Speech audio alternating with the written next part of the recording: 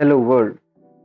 तो ये हमारी पाइथन सीरीज़ की दूसरी वीडियो है। पहली वीडियो में हमने देखा था पाइथन और वीएस कोड को इंस्टॉल करना।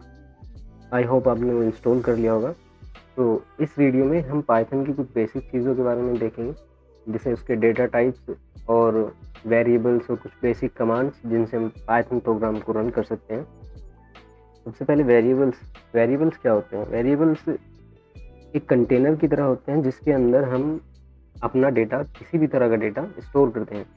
जैसे हमारे कोई भी न्यूमेरिकल डेटा है, अल्फा न्यूमेरिक या फिर कोई कैरेक्टर्स हैं, उन सबको किसी न किसी वेरिएबल के अंदर ही स्टोर करेंगे।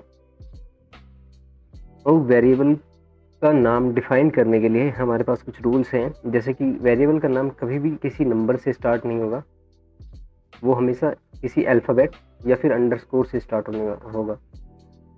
आप किसी सिंबल का यूज़ अपने वेरिएबल के नाम में नहीं कर सकते। आप अपने वेरिएबल का नाम कुछ भी ले सकते हैं, जैसे हेलो, अगर मैं हेल्प अगर वेरिएबल का नाम लूँ और उसके अंदर हेलो लिखूँ,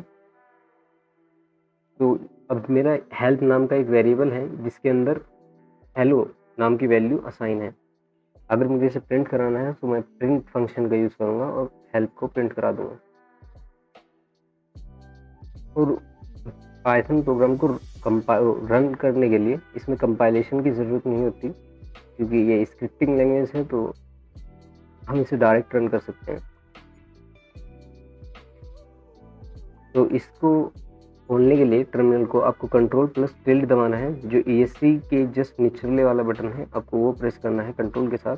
तो आपका टर्मिनल खुल जाएगा और यहाँ पर आपको लिखना है पाइथन। अगर पाइथन लिखकर पहले एंटर कीजिए। अगर आपका ये इंटरेक्टिव टर्मिनल खुल रहा है, इसका मतलब आपकी पाइथन सक्सेसफुली इंस्टॉल्ड है और आप गुड टू गो हैं। अब उसे एग्जिट कीजिए और स्क्रीन को क्लियर कर लीजिए। यहाँ पर अपनी सेल आप चेक कर सकते हैं, आपकी पावर सेल है CMD। अगर आप विंडोज़ यूज़ कर रहे हैं तो यहाँ पर से आप पावर सेल सिलेक्ट कर सकते हैं कि पावर सेल में ज़्यादा अच्छे से काम करेगा। आप चाहे तो CMD भी कर सकते हैं, तो वहाँ पर कुछ कमांड अलग हो सकती है। जैसे पाइथन का कोई भी प्रोग्राम, जैसे सबसे पहले हम जिस डायरेक्टरी के अंदर अभी हैं, हमें उसका कंटेंट देखना है क्या है, तो हम डायरेक्टरी लिस्ट करने के लिए dir या फिर ls कमांड का यूज़ कर सकते हैं। इससे हमारे डायरेक्टरी के अंदर, उस फ़ोल्डर के अंदर जितनी भी फाइल और डायरेक्टरी होंगी, मतलब फाइल और फ़ोल्डर जितने भी होंगे, वे सब लिस्ट हो जाएंगे। जैसे कि मैं डेटा टाइप नाम की एक फ़ोल्डर के अंदर हूँ, तो उसके अंदर ये 2 फाइलें हैं जो मैंने यहाँ पे खोल रखी हैं। अब मुझे डेटा टाइप .py नाम की फ़ाइल को रन करना है। मैं पाइथन लिखूँगा और इस फाइल का नाम लिखूँगा और एंटर करूँगा, तो मेरा प्रिंट हो जाएगा हेल्प। ये हेलो, जो हेल्प नाम का वेरिएबल है जिसके अंदर हेलो है, वो प्रिंट हो जाएगा। तो स्क्रीन क्लियर करने के लिए आप क्लियर कमांड का यूज़ कर सकते हैं, या फिर अगर कमांड प्रॉम्प्ट पर है तो CLS शायद चल जाए। ये यहाँ पर नहीं चलेगी क्योंकि मेरा सिस्टम अलग है। तो हमारे पास ये तो वेरिएबल के कुछ रूल्स थे कि हम अपने वेरिएबल का नाम किसी नंबर या फिर किसी सिंबल से स्टार्ट नहीं कर सकते। अब किसी वेरिएबल के नाम में बाद में सिंबल लगा सकते हैं, जैसे D1 में इसको एक वेरिएबल बना सकता हूँ, ये मेरा एक वैलिड वेरिएबल है। पर मैं 1D ऐसा करके कोई वेरिएबल नहीं बना सकता, पर मैं अंडरस्कोर 1D बना सकता हूँ या अंडरस्कोर D1।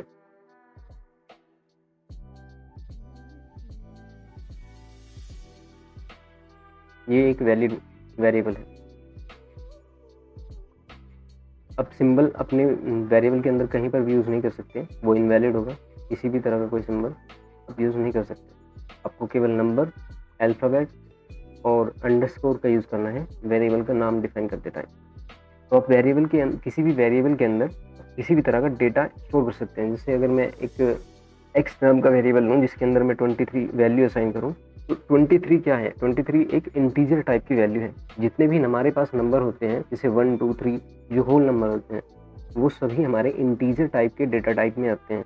वो इंटीजर टाइप के डेटा टाइप से बिलोंग कर रहे हैं। और जितनी भी सेक्शन वाली वैल्यूज़ होती हैं, जैसे 0.23.78 या फिर पॉइंट वाली वैल्यूज़ जितनी भी होती हैं, वो सब फ्लोट से रिप्रेजेंट होती हैं। फ्लोट टाइप के डेटा टाइप होते हैं। तो अगर मैं अभी इसका टाइप प्रिंट कराऊँ, अगर मैं एक्स की वैल्यू पहले प्रिंट कराऊँ और फिर प्रिंट कराऊँ एक्स का टाइप, अगर हमें किसी भी वेरिएबल का टाइप जानना है कि वो किस टाइप का वेरिएबल है, या इस वेरिएबल के अंदर किस टाइप का डेटा स्टोर है।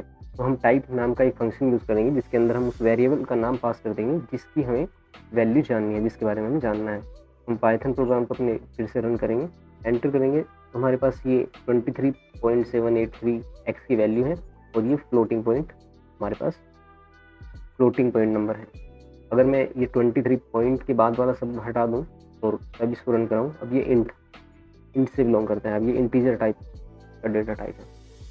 इसी तरह जितने भी हमारे सिंगल कोट्स या डबल कोट्स के अंदर कुछ भी अल्फा न्यूमेरिक कैरेक्टर या सिंबल कुछ भी हम लिखते हैं, अगर हम कुछ भी लिखते हैं इसके अंदर सिंगल स्ट्रिंग के अंदर, तो वो सब हमारा स्ट्रिंग होगा। सिंगल कोट्स के अंदर हम जो भी कुछ लिखेंगे सिंगल कोट्स या डबल कोट्स के अंदर, बाय द वे ये हमारे सिंगल कोट्स होते हैं और ये हमारे डबल कोट्स होते हैं, ये वाला और ये वाला, ये डबल कोट्स हैं और ये सिंगल कोट्स हैं।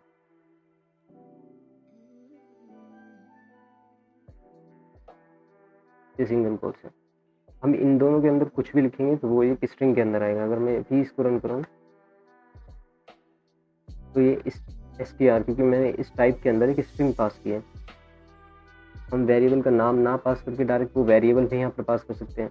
जैसे मैं अगर 20x के अंदर चाहूँ तो भी ये पास कर सकता हूँ। हमें कुछ चीज़ों का ध्यान रखना होगा कि स्ट्रिंग को जहाँ से ओपन किया है उसे कहीं पर क्लोज भी करना होगा। हम ऐसा नहीं कर सकते जैसा अभी हुआ था, ये ऐसे हम नहीं पास कर सकते। सो ये एक अलग स्ट्रिंग होगी यहाँ पर और ये यहाँ पर एक अलग स्ट्रिंग होगी। ये एक वेरिएबल है जो डिफाइन नहीं है, ये एक वेरिएबल का नाम होगा जो कि डिफाइन नहीं है। पाइथन इसको एक वेरिएबल की तरह ट्रीट करेगा जो कि डिफाइन नहीं है, वो एरर देगा। तो अगर मैं अभी एक्स की वैल्यू प्रिंट कराऊँ तो ये प्रिंट हो जाएगा और इसके टाइप में str प्रिंट होगा। हम प्रिंट का यूज़ कर रहे हैं किसी भी चीज़ को प्रिंट कराने के लिए अपने कंसोल पर, आउटपुट कंसोल पर अगर हमें कुछ भी प्रिंट कराना है तो हम प्रिंट फंक्शन का यूज़ कर रहे हैं। अगर हमें कुछ भी प्रिंट कराना है, अगर हमें हाय, हेलो या फिर कुछ भी प्रिंट कराना है, वो सब हम प्रिंट के अंदर लिखेंगे। सिंगल कोट्स और डबल कोट्स के अंदर अगर हम ये लिख रहे हैं तो ये एक स्ट्रिंग टाइप का डेटा है। अगर मैं इसको ऐसे ही नंबर लिख दूँ तो अभी ये एक इंटीजर होगा। अगर मैं इस नंबर को स्ट्रिंग के अंदर लिखूँ, मतलब कोट्स के अंदर लिखूँ, अभी भी ये वैसा ही प्रिंट होगा, पर अब इसकी क्लास इंटीजर ना होकर स्ट्रिंग होगी। अगर मैं इसके टाइप को प्रिंट करूँ, अब ये स्ट्रिंग टाइप का है।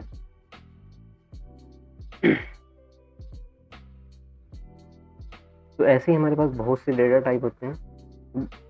हमारे पास मैथ के ऑपरेशन करने के लिए यहाँ पर कुछ ऑपरेटर्स होते हैं, जैसे कि अगर हमें सब्सट्रैक्शन, डिवीजन, मल्टीप्लिकेशन ये सब करना है तो उनके लिए हमारे पास यहाँ पर भी कुछ ऑपरेटर हैं। जैसे कि ऐड के लिए है हमारे पास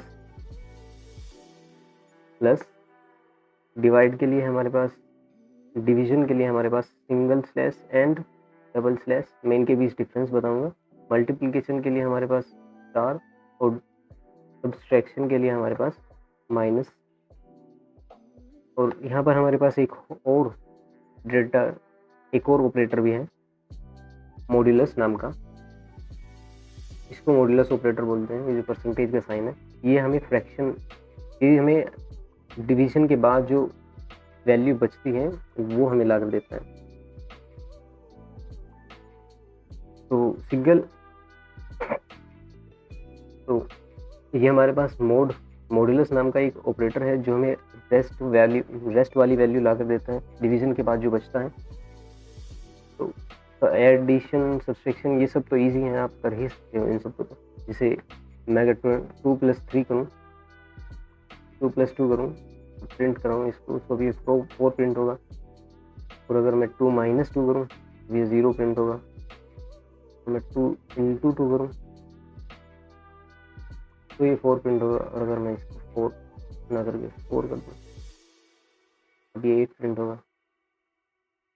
तो जोड़, घटा, गुणा, भाग ये तो सेम ही है। तो जो डिवीजन वाला है, एडिशन, सब्सट्रैक्शन, मल्टीप्लिकेशन तो सेम ही है। तो डिवीजन में यहाँ पर थोड़ी सी एक छोटी ट्रिक है, ट्रिक नहीं मतलब छोटी सी एक चीज़ है जो आपको ध्यान देनी है।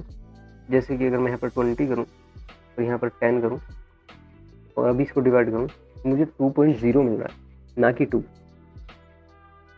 तो मुझे यहाँ पर बाय डिफ़ॉल्ट एक फ्लोटिंग पॉइंट नंबर मिल रहा है अगर मैं सिंगल स्लैश का यूज़ कर रहा हूँ। पर अगर मुझे सिंगल 2 चाहिए, ये फ्लोटिंग नहीं, एक इंटीजर टाइप का डेटा चाहिए आउटपुट में, सो मैं यहाँ पर डबल स्लैश का यूज़ करूँगा। अब मुझे यहाँ पर 2 मिलेगा। और अगर मैं यहाँ पर मोड का यूज़ करूँ तो 10 20 से पूरी तरह से कट जाएगा, सो हमें यहाँ पर 0 मिलेगा, कुछ भी रेस्ट नहीं बचने वाला। तो हमें यहाँ पर पूरी तरह से 10 20 से कट रहा है। अगर मैं 11 यहाँ पर कर दूँ, 11 को 20 से डिवाइड करने के बाद जो बचेगा मुझे यहाँ पर वो मिल जाएगा। 11 को अगर मैं 20 से डिवाइड करूँ तो मेरे पास रेस्ट में 9 बचेगा।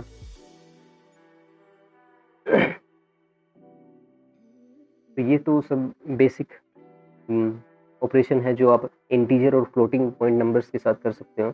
आप उन नंबर्स को, उन चीज़ों को वेरिएबल्स में असाइन करके, जैसे x की वैल्यू हमारे पास 20 है, y की वैल्यू हमारे पास 30 है, और मैं इनको ऐड कराना चाहता हूँ x plus Y,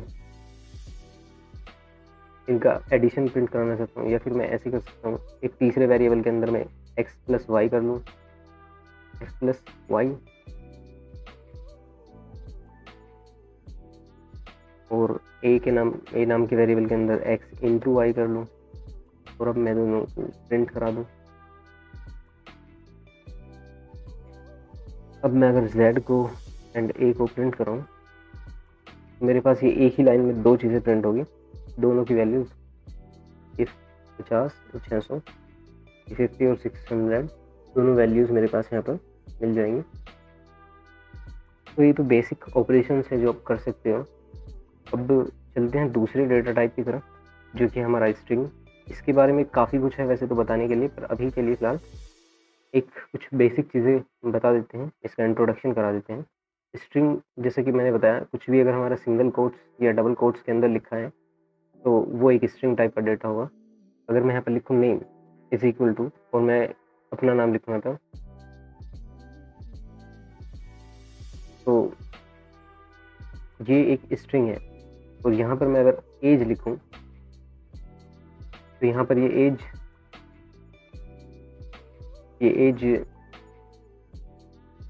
integer type का डेटा है। पर अगर मैं इसके 0.1 या 2 कर दूँ